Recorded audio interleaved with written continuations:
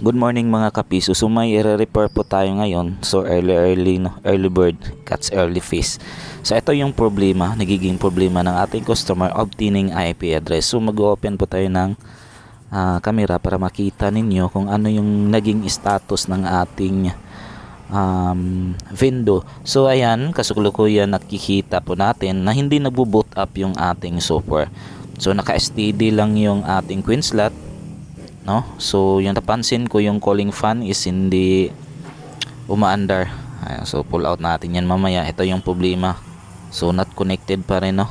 Obtaining IP address ang problema. So sa ganitong case, na-test ko na yung supply ng ating OPI. So nagpa 5 volts na naman. So normal siya pati yung main na 12 volts. So ang gagawin natin is ganito. I-flash natin ng bagong software o ng bagong image, kasi sa nakikita nyo hindi siya nagbo-boot up. So in short, may problema or corrupted na yung ating SD card. So ganito lang yung ginagawa natin. So pina-flash natin, sana is bumalik na yung kaniyang sigla. Sana nga. So ayan, after natin na flash, sa awa ng Diyos is nagbo-boot up na siya. Ayan, so try natin mag-insert queen. Maghulog po tayo ng 5 peso. Ayan, at 1 peso. So try natin guys, no, kung makakuha ba tayo ng internet.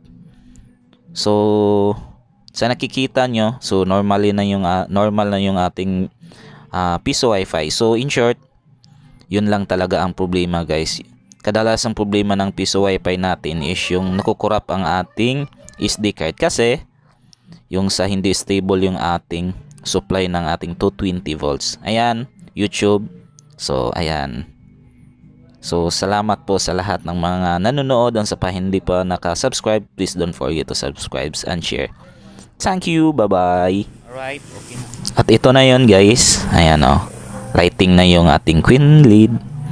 And pauwi na po tayo sa bahay.